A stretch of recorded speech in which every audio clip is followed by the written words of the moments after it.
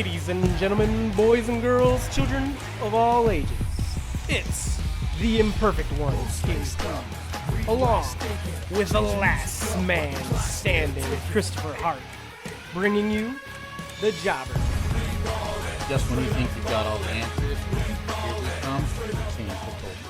That's right, we are back with another edition of Jobber Jab, the wrestling talk show you never knew you needed.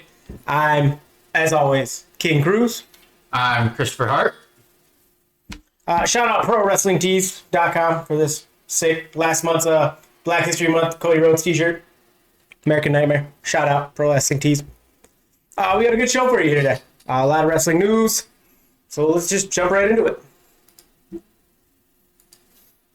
Starting off with Monday Night Raw, we got, is he still called the One Bobby Lashley? The Almighty One. The Almighty One Bobby Lashley now. Finally won the WWE Championship, the World Heavyweight title. Yeah, the Hurt Business. Business is good. The Miz, thank you for being the transitional champion that you are. Doing the business, dropping the title right back to Bobby Lashley after cashing in your Money in the Bank. How do you feel about it? I feel that it's been long overdue. Bobby Lashley's been such a strong talent for so many years.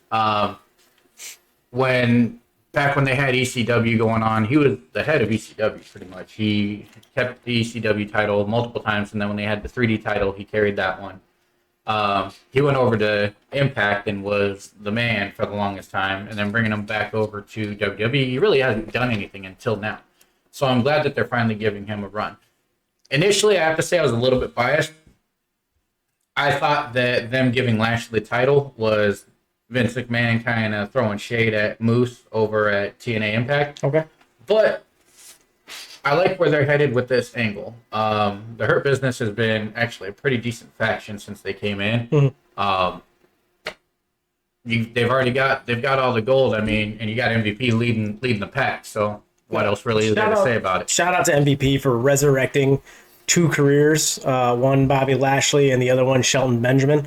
Both of those were doing nothing. Lashley was stuck in a angle with Lana for the better part of the beginning of the year. Terrible angle. Terrible last year. It was just awful. And then Shelton Benjamin, I mean, it took him maybe another 2 years before he got his first win on Raw, and it was a tag team match. It was. And I'm glad that Shelton Benjamin, I mean, I know, at least me, I'll always see him as the gold standard, but I'm glad he dropped the actual physical gold standard appearance. The yellow hair and the gold trunks. I want the theme song back. The theme song was legit. I want the theme song back, but Bobby Lashley winning the title was much overdue. The only other title shot I can think of he had was with him and Super Cena at Great American Bash. Yeah. That's when Cena delivered the Super AA to beat him. That's the only other title shot I can think of, and that's just alarming to me. I mean, yeah, he was the ECW champion and faced Umaga at WrestleMania, hair versus hair match. Versus hair. The Battle of the Billionaires, that was the other marquee match he's been a part of. Shout out to President Trump. And Mr. McMahon. Thank you. Don't mention the other names. We won't. Okay. Not yet. No. But that's the other marquee match he was a part of. And that just so talented, so big, so strong. And he can go if you put him in there with the right talent. I hope he carries it for a while. And actually, fun fact, this is one of the only time that all of the current champions are minorities. I'll give that to you. You got Sasha Banks. Asuka. You have Bobby Lashley, Roman Reigns, tag team titles, Nia Jax, Shayna Baszler. And Shayna Baszler. That's United States champion, Big E. Big E, yeah. Which he should be back on SmackDown this next week. Yes, him and Apollo Crews are wrapped in a good feud. Apollo Crews channeling his inner Wakanda. I like it. Well, I'm waiting to see where this angle goes. As long as at WrestleMania he doesn't come down with the Wakandan soldiers behind him, you know. I don't know. Like, it's because here's the thing. Flip side of the coin, if it was a white male coming out with two militants next to him, society would be losing their mind. But because it's a black male doing it, it's fine. I'm okay with the storyline. I really want to see where it goes, but don't take it too far. I'm going to interject with Zeb Coulter and Jack Swagger. That does not count. We the People was way ahead of its time. I think if you put that on TV today, do you imagine the controversy that would have started? Especially, I'd be done. I'm literally just saying, you put that on TV today. Trump on your sign, We the People, and then you're starting a whole riot. But and I'm just saying, Jack Swagger, it was Cesaro, wasn't it? Cesaro. Yeah. We the People. I'm gonna find that shirt too. Throwback shirts. But anyway, it's gonna be the next collection. Going back to what started this all. Sorry for the segue, but yes, minorities are holding titles. It's a beautiful thing in the WWE. I love it. WrestleMania right around the corner. Your marquee titles are being held by people of color. It's awesome. Sticking with WWE, we're just going to continue talking. And as we touched on with Big E and Apollo Crews, that's going to be a good feud heading into Fastlane and possibly WrestleMania. Of course, on the other side of things with SmackDown, you have Roman Reigns, Edge challenging him at WrestleMania. Before we get there, though, he has Fastlane to think. You've got the Yes Movement. He's versus the head of the table. Versus the head of the table at Fastlane. He had to go out on SmackDown and beat Jey Uso in a cage match, which decent back and forth action. Now, I don't know how pay scale works with WWE. Like, if you main event a certain amount of episodes, you get a higher pay cut. But if I was Jey Uso, I would definitely owe a percentage of that to Roman Reigns because he has main evented more SmackDowns at the beginning of part of this year and last than I can remember. And Jey Uso's a great performer. He is a great performer. And maybe it's just because I haven't seen enough of it again. But I still consider him a light heavyweight talent. I know they're trying to bill him as something bigger. Mm-hmm. And and it could be because he's stuck in the storyline with Roman Reigns. Maybe once he breaks out on his own, assuming his brother doesn't come back and they don't immediately go Uso penitentiary on everybody again. Right. But get him a couple singles matches outside of the head of the table storyline and start seeing him compete and hold the title on his own after that. Right. And I think that might change the way I think about him. But right now, I see him as a light heavyweight or a tag team superstar, and he's just missing half of it, The thing with SmackDown is it's not the land of the giants. Yeah. So where you say he's a light heavyweight, I agree, but it's not out of the realm of possibility for him to hold the title, the heavyweight title. I think his brother being gone is definitely a roadblock because they don't know what to do with Jey yet. I'm trying to think of stables on SmackDown, and I'm not thinking of any. So I think when his brother Jimmy comes back, they will be the Uso Penitentiary. They'll take over the tag team titles. So not only will they hold the tag titles, Roman will also hold the heavyweight titles. I'd even bring in, Tamina or Nia into that and give them one of the women's championships because that really is the bloodline. They should go all in on the Samoan history. They should go all in with the Samoan dynasty and have that actually run SmackDown for a little bit. That would be cool. That'd be the way I'd roll with it. But I think the roadblock for Jey Uso is his brother being gone. They don't know what to do with him right now. He had a short feud with Roman, and now he's falling in line. They're using him as a hype man, basically. Yeah. So what do we do with him? We just constantly feed him to Roman's challengers, and he keeps taking the L. Now, he loses nothing by losing because he's essentially the bad guy. Mm-hmm. So he's supposed to lose. He's supposed to lose to these guys, and then they get fed to Roman, and Roman beats them. Great cage match with Dana Bryan. I don't think they're capable of having a bad match. If they did, they should probably quit. But again, Dana Bryan's trying to channel that yes movement he had at WrestleMania 30. And this is not the first time that him and Roman are going to go at it at Fastlane. The year after, I believe, towards WrestleMania 31, Dana Bryan had to face Roman Reigns for a shot at WrestleMania, and Roman won that one as well. And I think Roman wins this one as well. But yeah, I don't see him dropping the title at a minor pay-per-view. No, not happening. Especially not with him. Roman Reigns is the guy right now.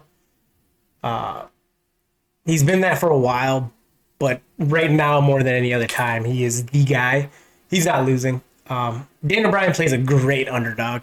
I don't know how many years he has left. I don't know how many manias he's got left. But it ain't this year. It ain't. I'm sorry. But they're going to have a great match. It's going to be, as JR would call it, a slobber knocker. I don't know if I can use JR anymore if I'm talking about WWE. It just feels dirty. But to each his own. So that's Road to WrestleMania, Fastlane. We got to go back to Bobby Lashley. Who's going to challenge him at WrestleMania? I don't think. See, at this point, I don't see them building up to anybody unless they pull somebody out of the woodwork. It doesn't really look like Drew McIntyre is going to be jumping back into the title picture against him anytime soon. Right. In all honesty, I wouldn't be surprised if kind of like how they do with Asuka, just not even put the title up for a little bit.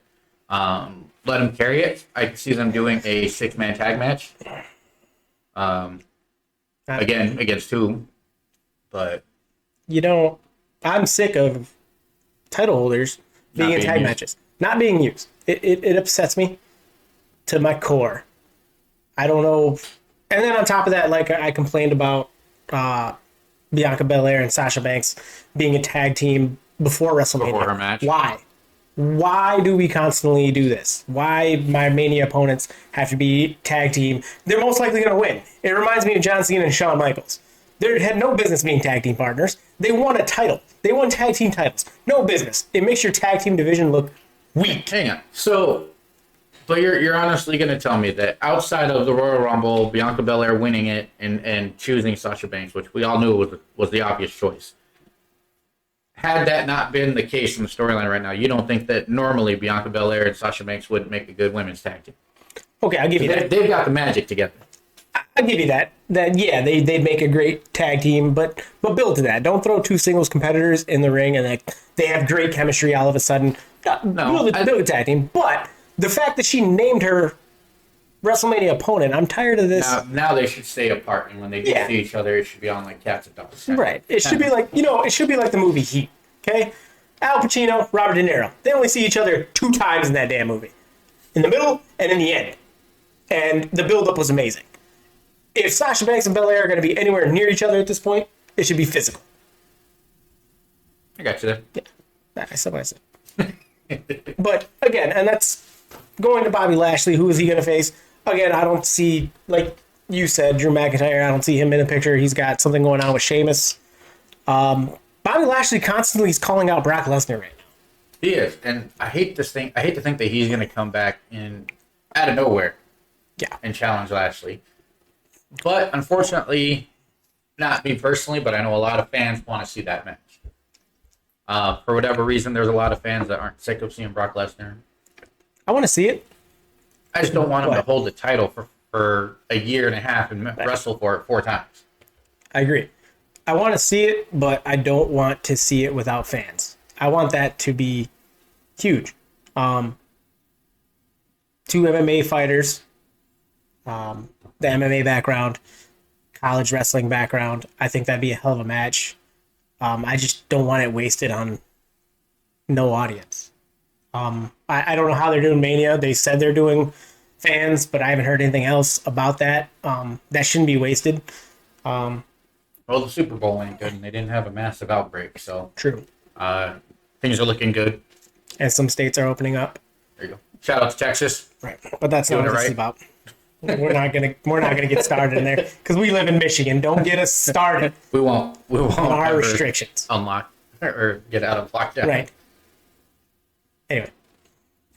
All right. So jumping ships, so to speak. We're gonna jump over to some AEW news. Speaking of jumping ships. Oh. Speaking of jumping ships. Loyalty. For those that have been living under a rock, Paul White debuted in AEW after his 22-year tenure with the WWE. Completely throwing it in the WWE's face. He even showed up on AEW Dynamite this last week with "No More BS" on his new shirt, new merch, which means the end of the big show. Interesting fact: AEW has already copyrighted the name Captain Insano, so he's either going to have an alter ego or there's going to be a new unlockable character in the AEW video game when that eventually gets released. So how do you honestly feel about it? I mean, I made a joke about jumping ship and no loyalty, but after 22 years, you're allowed to do whatever the hell you want. Big respect to Paul White for everything he did in the business, from the Giant at WCW, almost breaking his neck because of a horrible jackknife, to WWE, the Big Show. I mean, I wasn't blown away by the signing. Like, he walked out and I didn't pop. Like, I don't think he has that. No offense to he's a legend, Hall of Famer, but it wasn't a, and I hate to use his name, a Goldberg sighting. It wasn't a Sting sighting. It wasn't it wasn't Stone Cold Steve Austin's glass breaking that made me pop. It was okay. Paul White, cool. I can see that. I do like what this means for AEW. You're taking somebody like Paul White, who's got years and years of experience working in and out of the meshing of the WWE, working with the McMahons. Tony Khan and everybody from AEW, if they're smart, they're going to bring him over and take his brain and take that knowledge that they can get from him and use it against the WWE to get their viewership, get their superstars over. Paul White, being the Giant, can teach guys like Brian Cage how to be bigger, badder. Not that Brian Cage needs it, but he's going to be that talent trainer that the AEW can look on for years to come.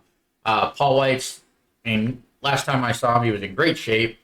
I don't think they can bill him at 500 pounds anymore. No. I don't think they can bill him at 500 pounds. He looks great, but like I said, it wasn't one of the biggest pops that I could give. But like you said, he's going to be a great, mentor. This is a guy who has literally turned heel and face at least 50 times in his career.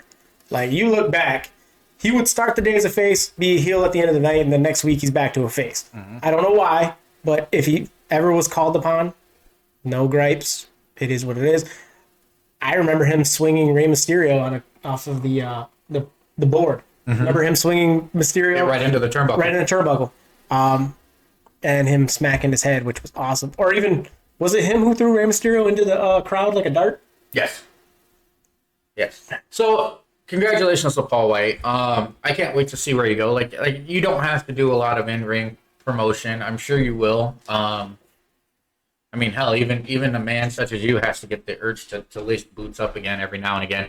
But I can't wait to see where his career goes in AEW.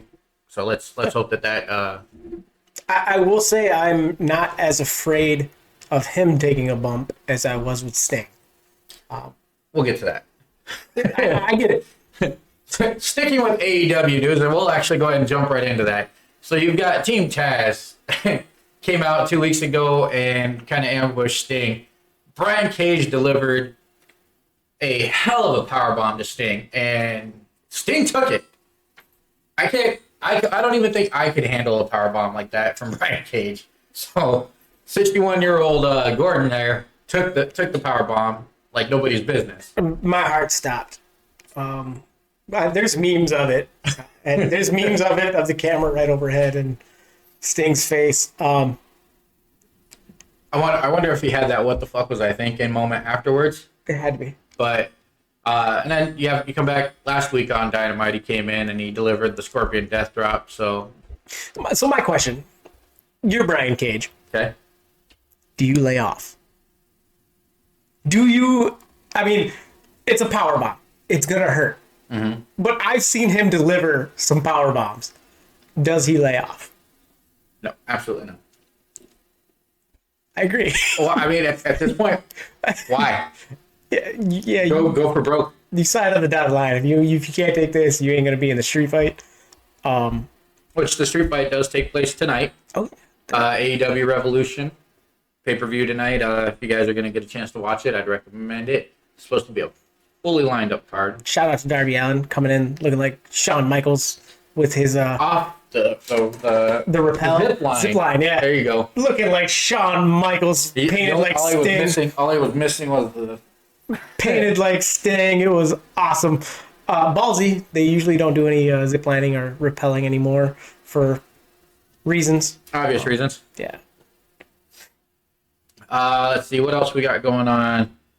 Staying in line with AEW Revolution, you've got the exploding barbed wire match tonight.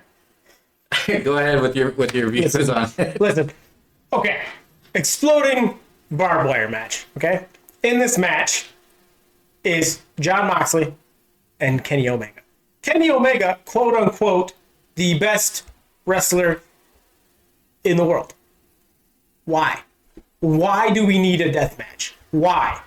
If you're the best wrestler in the world, why do I need a death match to buy this pay-per-view? I for the life of me, I don't get it. It's not that I have a problem with the violence. Mick Foley, shout out to Mick, Jabba Jed. Yeah. But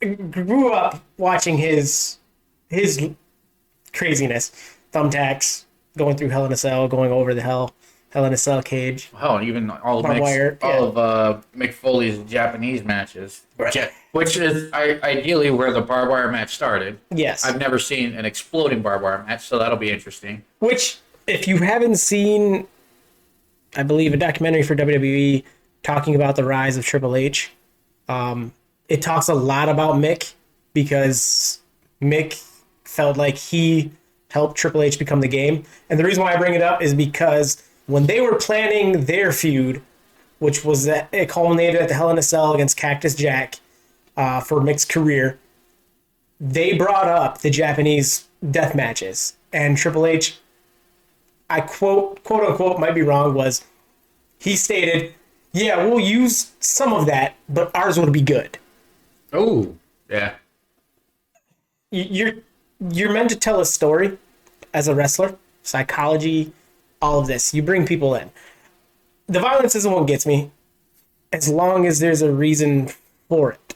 Now, the cool thing before Hell in a Cell became a pay-per-view was you would have two opponents that hated each other. Mm-hmm. That anytime they seen each other, it was on sight.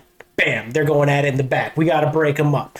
They're going at it in the crowd. They're going at it backstage. You can't have them anywhere near each other. The feud was that bad that we could only do one thing, and that was settle this. Both men in a cage. We're going to get locked in this cage, and only one man's walking out. I do not feel that the Kenny Omega Jon Moxley feud is that hot. I think we could have made it that. They definitely could have made it that. I just don't think it's that hot to where I need to watch somebody die. and again, the name is Deathmatch. No one has died. So I can watch Celebrity Deathmatch, and everybody dies in that one. But that's just where I'm at with it. They're gonna kill it. I mean, and when I say quote unquote best wrestler in the world, he legitimately is one of the best in the world. Moxley's not a joke himself. They're gonna put on a show. I just don't like the gimmick. Now going back to the Japanese death style matches, that's the part that gets to me. I'm a big fan for the hardcore matches. I miss the days of when wrestlers used to be able to blade themselves and bleed all over the place and crack each other with kendo sticks and everything like that. So seeing this, I'm wondering how they're going to do it without making it too non-PG, which I understand is why it's on pay-per-view and not on a Dynamite episode. Right. But I should have put the graphic up of Kenny Omega's drawing, because it's like you literally have three sides of the ring are going to be wrapped in barbed wire, and if you hit the ring, it's going to cut off pyro, and then everything around it is going to cut off pyro, and then I think there's a 30-minute time limit where at the end everything just detonates. Pure comical factor is going to be awesome. Both of them are going to be bloodier than shit. It's going to be great. And like you said, you're going to get maybe not a 5-star match, but a hell of a good match out of it. According to Dave Meltzer, he already gave it 6 stars. Dave Meltzer did? Yeah, he already gave it 6 stars. So man, I want to know what fucking Jim Cornette says about that, because... Yeah. I know, I can't mention Jim Cornette or the other guy. We're never getting I'm a Jim Cornette fan. I don't care what anyone Never getting hired. You will. I'm hoping so. But here's the thing. I just don't like the gimmick match. Like you said with blading, blading even told a story. Like when drawing blood should mean something. And when I think of drawing blood, you know what moment I think of? And you being a wrestling fan, you may be able to guess it. But I'm thinking of camera close up, this guy's bloody, but... Right on the ropes, right? It's a Mankind moment. Am I right? No. Okay. I'm thinking... I guess wrong. Hang on. But it's still a good one. Still a good one. I'm thinking of that moment Bret Hart has Stone Cold Steve Austin in a sharpshooter. And the camera is close up on Stone Cold, and he is crimson red. Writhing in pain. And he passes out. WrestleMania 7? No. I don't think it was 7. Hang on. I might be off. We're going to check. News. Yeah, fact check. 1 second. But drawing blood has to tell a story, has to mean something. This happened to be a double turn. So Bret Hart became the heel. Austin became a babyface that was over. Huge. I don't think anybody imagined he'd be that over at this point. But he is crimson red, locked in a sharpshooter. And I remember his last gasp. He pushes up and is yelling. And the camera is dead in his face. Camera was... Okay, all right, go ahead. Camera was dead in his face. And he is just bleeding and then passes out. I was way wrong. WrestleMania 13. WrestleMania 13. That told a story. The blood told that story. I just feel the violence has to tell a story. I have never once wanted to get hit with a steel chair, but I'm not going to lie to you. A kendo stick, I really do. It's really not that bad. I didn't think so. The stop signs hurt more. Okay. I can see that. I never wanted a steel chair. No. Because there's some people that have taken steel chair shots. And just an FYI, I've got kendo sticks on order, so Well, that might we can take shots at a that might be a video. But I don't like the gimmick match of the death match. No one dies. So just take that away. But if it tells a story, cool. These guys, I don't think, reach that red hot where we want to actually kill each other vibe. I think it could have been built to that had other people not gotten in the way. So you got, the Good Brothers that are in. You have Ray Phoenix that's involved somewhere in this. Mm-hmm. The Young Bucks are somewhere. It's all over the place. Had it been them two, we're on site, they're always going at it. We have no choice but to put you in a ring. So almost like an old Rock Austin feud. Yeah. Where, like you said, on site, every time you're fighting, you're throwing the AEW title into the river, so to speak. Yeah. And those are the feuds I miss. I get it. You're a heel in the face. You have to have that to have some type of story or to have fan involvement. I just never liked my heels pussies. Roman Reigns right now is borderline because he sends Jey Uso to do his business, but he'll deliver in the match. I miss that. I miss you had a heel, yeah, I'm a heel. Come see me. And they go at it. You have a good guy, okay, I'm coming to see you. Let's go at it. And you brought up Rock and Austin, I believe it's 17. They both were faces. And Deborah got thrown into the mix. And it wasn't until Deborah got angle slammed, I think, or maybe even the ankle lock. Right before Mania? Yep. Where she got taken out of his Rock's manager? Yep. And Austin had told him, if anything happens to Deborah, I'm coming for you. Putting it on you. I miss those days. Omega and Moxley, this is not going to be the last time they wrestle, so I don't understand why we go straight to... What do you do after this? If these guys never... True. Yeah, if they have nothing left after this, fine. But I just don't see Moxley and Omega never wrestling again. So you're kind of wondering where you're going to go to elevate it. Right. Okay. You went too far already. You had one... your first match was already almost a death match. When Moxley won he already had the title that time. He already had the title. Yeah. That was already almost a death match. You both ended up in barbed wire, where the Young Bucks had to pull Kenny Omega out because he was stuck. So you went to another death. Is it just constantly a death match every time you guys wrestle each other? Because I can't see you guys in a regular match anymore at this point, I guess. So that's my only issue with the gimmick. Eventually, it's just going to come down to a legitimate duel. Right. 10 paces. 10 paces, turn around and shoot. Let's see who wins the title. Other than that, I don't know. But that's my last gripe about it. I just don't like the gimmick. Oh, and then you got our last topic. So Tony Khan and Paul White on Dynamite advertised that tonight for AEW Revolution, they've got a huge Hall of Fame worthy name being signed. A lot of the guests is obviously out there are Kurt Angle, CM Punk, which I would love, but I digress.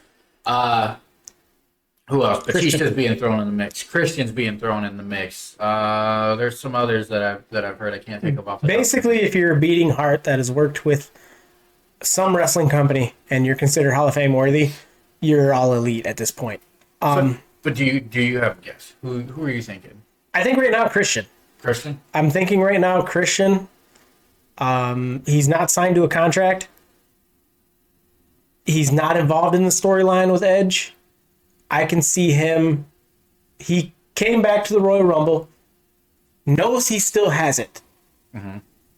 And I wouldn't be surprised if, he even asked, like, hey, is there going to be something here for me? And if they don't have anything for him, because it's already WrestleMania season, we don't have anything for you. He took the next best thing. And I'm not saying AEW is not as good as WWE. That's not what I meant. I meant he took the next best thing. Going to get him back in the ring. Yes. I think Christian, you're out of your mind if you think it's CM Punk, and I'll eat my words if it happens to be him, but you're out your mind if you think CM Punk. Yeah, he's not coming back to AEW. It's not happening. I just don't think it's going to happen. I think he's legit. He's at peace with where he's at. I think he'll come back when he's ready. And CM Punk's style, if it were to be him, he's not going to tell anybody. He's not. Look at the few returns that he's had. I mean, when he came back with the championship, even if it was the night after he won it, and supposedly ran off with it, he didn't tell anybody. He started playing Cult of Personality, making everybody in the arena wonder what the fuck was going on. Look at his. I forget, it was probably about 2 years ago now, his little independent promotion appearance that he made where he ran out and threw a GTS at somebody and then quietly got out of the ring and bounced. Like, he doesn't announce where he's going to be. If it was going to be CM Punk, he's just going to show up and he's going to get that wow factor. Yeah. He doesn't want it to be hyped up. He doesn't want anybody to have the inclination that it's going to be him. Me personally, they're saying that it's going to be a Hall of Fame worthy person. I don't think it's going to be any former WWE star at all. I'm wondering if maybe you're bringing somebody up from ROH, bringing somebody over from New Japan. Who knows? I mean, you've got Switchblade Jay White that could come over at any moment. Completely Hall of Fame worthy. Completely Hall of Fame worthy, which would progress the Bullet Club feud and give them somewhere to go after this Jon Moxley bullshit. Kota Ibushi would be another one. Okada's nursing a back injury right now, so I don't think it's going to be him. But with the travel ban open right now and people being able to traverse between Japan and the U.S. again, it could be anybody. I guess we'll just have to tune in tonight and find out who it is. And again, if it's CM Punk, we'll both eat our words next week. Yeah, we'll both eat our words. We'll mark out. If I'm wrong, he'll come across the back with that kendo stick. But I just don't feel it's him. But we'll have to tune in tonight. And, when we come back to Jobber Jab, we'll definitely discuss who this Hall of Fame worthy candidate is. Yeah. So, go ahead and let us know who you think it might be down in the comments. I don't want to see a whole list of fucking CM Punk either. I mean, I've already seen some of the other videos. That's all everybody's talking about. It's not fucking him. CM Punk. But let us know who you think it could be. Again, comment, like, subscribe. Just thanks for watching, and we appreciate you coming in to the Jobber.